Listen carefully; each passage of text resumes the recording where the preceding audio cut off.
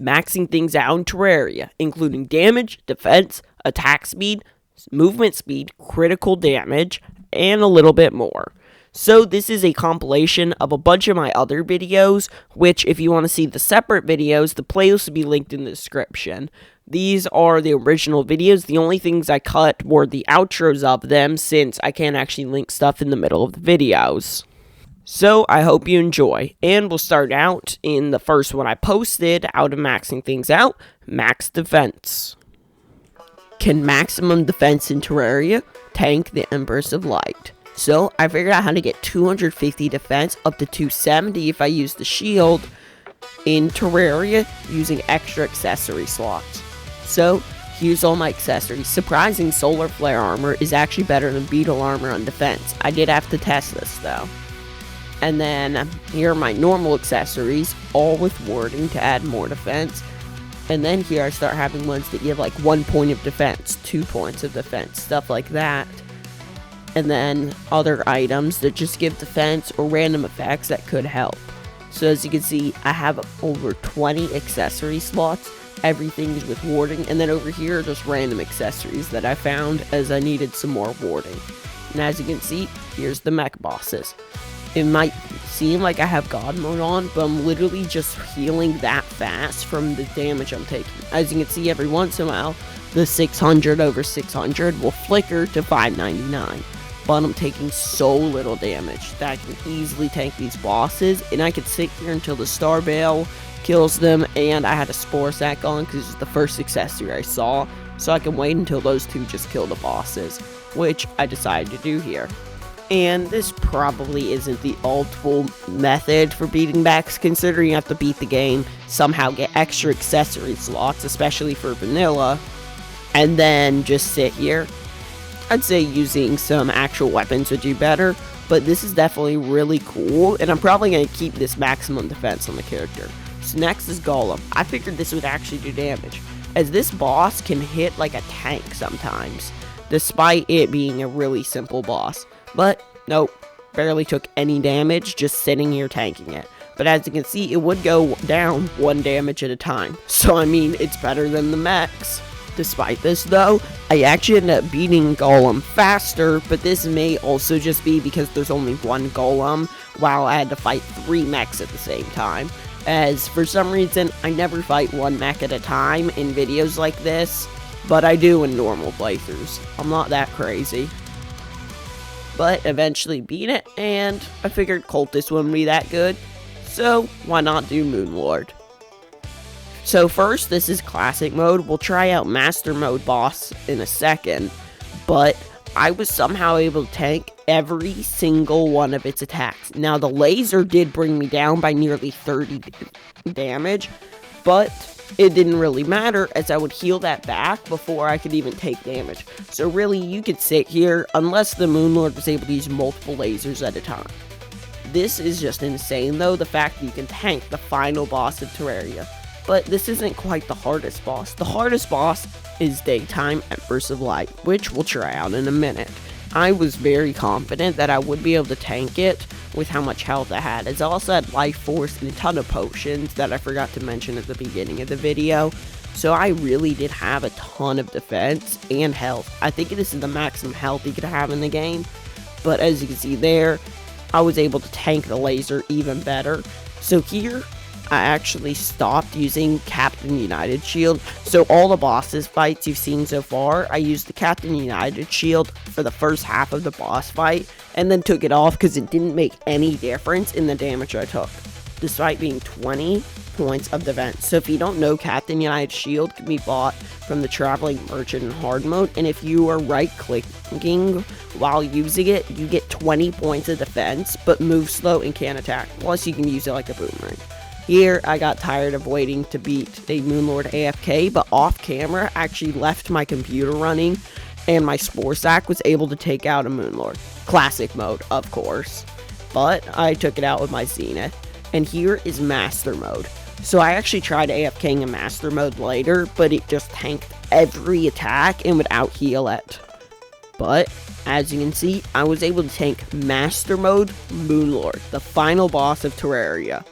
but the laser attack did do over 90 damage sometimes. But I was actually able to dodge it because I had so many dodge accessories, because many of them also gave a couple points of defense. But the eye attacks did nearly nothing. This is insane. I never really thought that I'd be able to tank Master Mode Moon Lord, as I figured the laser would do so much damage combined with the rest of its attacks. And theoretically, if the laser was faster and it was able to combo me really good, it probably would have killed me. But I was also able to defend from the laser using my dodge accessories, like Shield of Cthulhu and a couple others that I had. So, I beat Master Moon Lord without moving for the whole first half of the fight. Then, Daytime Emperor's Light. Can you tank it with 270 defense? No, it does too much damage. But nighttime you can. It does none. I figured out how to get maximum melee speed in Terraria with a combination of extra accessory slots, specific armor, and using Violent on every accessory for plus 4% melee speed. The armor you're going to want is the Monk's Bushy Cap, the Shinobu Infiltrator Torso, and Solar Flare Leggings. And then I used some different glove accessories that each give a couple percent extra melee speed. Plus, everything was with 4% melee speed, using Violent as the modifier. And the rest of my accessories were just random ones I threw on, or ones that I already had equipped from the maximum defense video. And then the middle of it I had Berserker's Glove, which also gave me plus 12%. And then the rest of these accessories, like the others, didn't give much, except for the Moonstone, which gives another plus 5%. And every accessory I could had the legendary modifier, which gave another 10% speed. Some accessories, though, can't have legendary. So starting out, here's the Terra Blade, which the attack speed on this is just insane. This has got to be one of the best weapons in the game with the extra attack speed, and later on we'll fight some bosses. So the damage per second was just as impressive as the actual fire rate of it, doing nearly 20,000 damage per second, peaking at a little bit over 20,000. And this doesn't include the fire damage, as it's 5 per tick, but that's probably less than a couple hundred. And this is probably one of the highest DPSs that you can see, minus maybe the Zenith. If you want some other videos like this, maxing stuff out, I already have one with maximum defense, trying to tank Empress of Light. The link will be in the comments, description, and at the end of the video. If you'd like to see something like most melee damage, or most mana, comment down below and I'll try to make that. Next up is the Banana Ring, which kind of disappointed me, not actually having that high fire rate. So we won't go over the DPS, as it wasn't very high either. Next was, I was going through swords and found the Cobalt Sword, and here, the animation bugs out, only showing 3 frames of it, and sometimes not even showing all those. And DPS is just as crazy, hitting over 5,000 damage per second for a true melee sword. And for some reason, when I turned around, the hitbox got bigger and got up to over 7,000 damage per second. And, of course, this doesn't include the fire damage, which I'll stop mentioning from now on, because almost every other weapon has fire damage along with it. Next up is the Thunder Spear, which is a random weapon I found in my storage system that actually worked pretty good, having really high fire rate, and this can be attained pre-boss and pre-hard mode. Though does pretty decent damage, it's not the greatest, and I wouldn't recommend getting, and the DPS was so low I'm not going to show it here. Next up is the Breaker Blade, which is a wall flesh drop that I figured would look cool, but it was no cooler than the Cobalt Sword, as it was just a true melee weapon. And here's the damage, still pretty good, but that's just because of the range. If this had the range of the Cobalt Sword, it would not do that much. Next, this really disappointed me, but the Star Wrath, as the swords did not spawn the stars as fast as I was hoping. I was hoping it would be really fast and be really powerful, but didn't really go much faster. Next, the Blade of Grass, which is actually one of the coolest ones, making the projectiles shoot out in circles really quickly, and they're also highlighted by the Fire Flask that I have. So this is definitely one of the better ones. And next is the Waffles Iron, which is a reference to YouTuber Waffle Time, and was one of the best ones, as when I shot into the air, the projectiles came down, and it did surprisingly well for damage, getting up over 10,000 damage per second, and this is dropped by the Mechadusa boss that's on the Get Fixed Boy seed, and isn't necessarily a great weapon, but actually did really good with the high fire rate, as it's one of the highest attack speed weapons in the game. Later on, I'll fight Moon Lord with this, so wait till the end of the video to see that. One of the final weapons on this list are the Fetid Bagnads, which were pretty disappointing, but it turns out they only take 25% of any speed multipliers, so it doesn't do nearly as much, and it's capped. So despite being the fastest melee weapon in the game, it didn't really have that much of an effect using all these modifiers. And the damage was just slightly more, getting up near 7,000 damage per second. And I tested the Zenith out, but it doesn't really make it faster. And with my pickaxe, it actually bugged out, but didn't really mine any faster. So here's a Moonlord fight using the Terrorblade, which is normally a really good weapon for Moonlord, but even better with this high fire rate, as it absolutely shredded Moonlord, taking out in just around 2 minutes. And finally, a fight with the Waffles Iron, which took over 5 minutes to take out, even with this great loadout.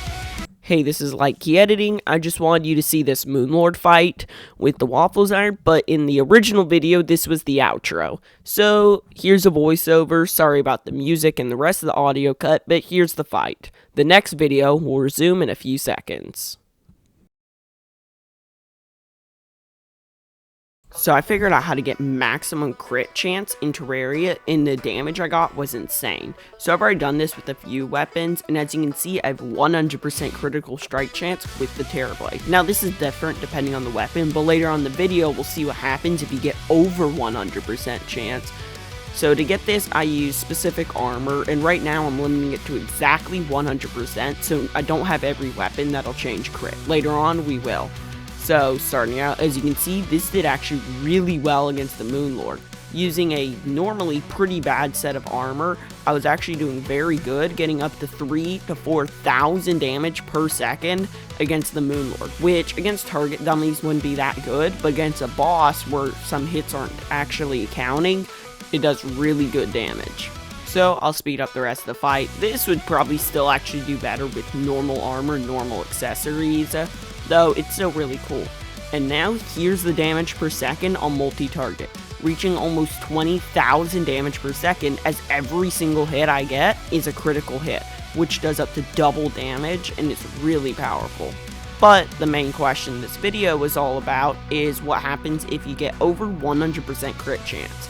I was really expecting this to make the damage go up or something special, so here's the results of it.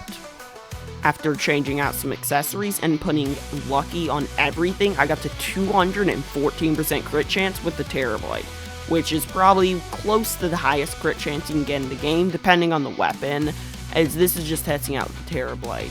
But what would it do with the Zenith? That was 224% strike chance.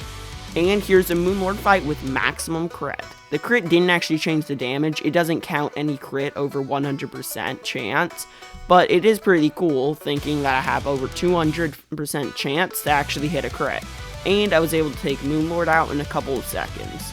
And then I decided to check multi-target, and this isn't the best DPS you get, as I could add some target dummies above and below, but with the Zenith and max crit, I got over 45,000 damage per second. Hey, once again, editing Light Key, it was actually 600,000 damage per second. Some pointed out on the first video, so I figured I'd fix it here. I figured out how to get maximum movement speed in Terraria using extra accessory slots, which completes all of the different maxing out using reforges, as mana is capped at 400, which means maxing it out isn't really possible, making it really high.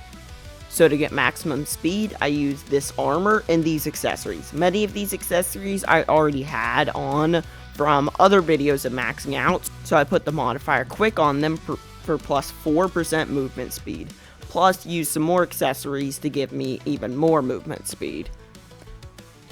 So base movement speed in Terraria is 15 miles an hour, though it can get up really high. Without extra accessory slots, just in the base game, it's maxed out at 270 miles per hour. But I was able to get up to 303 using an asphalt runway across my entire world. So, how long does it take to go across the whole world? So setup is a bunch of modifiers, including like sunflowers, different buffs, and I put spikes on different parts of the path, so the panic necklace can give me the panic effect. And here's the final time, 39 seconds. To go from one end of the world to the other. So now, how much damage would I do if I use a lance and go from one side of the world to the other? This I was really hoping would do like a couple thousand damage, as there's some one-hit setups you can use with the lance, but it only got 9,000. A way to get really good vertical movement speed is just holding the space gun while falling. This will get you to 179 miles per hour. Of course, you can also use the Celestial Starboard, which is the fastest wings in the game. And while running across the board, I found this Martian probe, tried killing it, but I missed. So it spawned the Martian, so I decided to do 30 times spawn rate. And I guess the 30 times spawn rate bugged it out, because I ended up with this Martian saucer with 0 health with only one part of the actual sprite rendered in. And I was not able to kill it, so it kind of just sat there until I left the world. So I figured out how to get maximum damage in Terraria using extra accessory slots and a ton of different accessories, armor, and different items.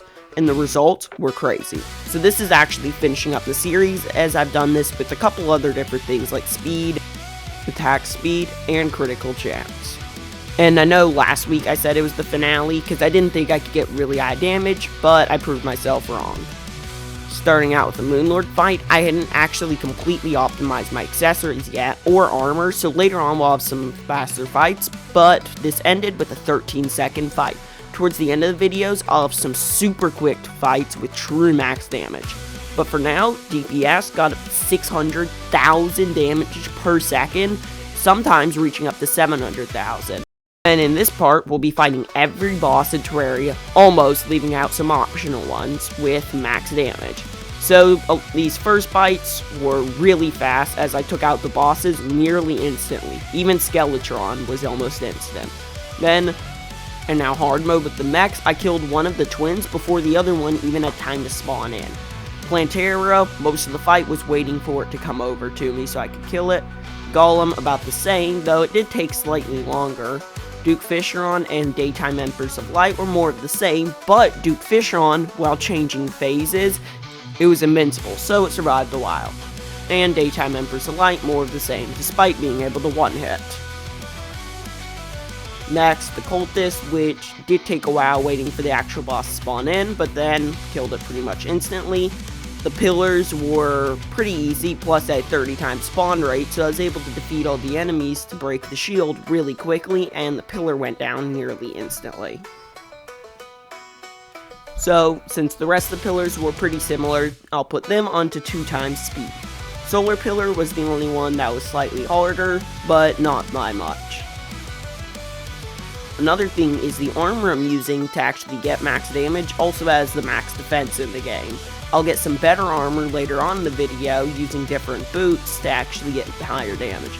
But then here's a Moonlord fight. This is not nearly as fast as some of them later on in the video, as I'll get pretty close to the world record. And next, what you guys have all been waiting for is trying to get as much damage as possible with the Copper Short Sword. I'll also do some crazy fights with the Copper Short Sword in a minute, which took a ton of time.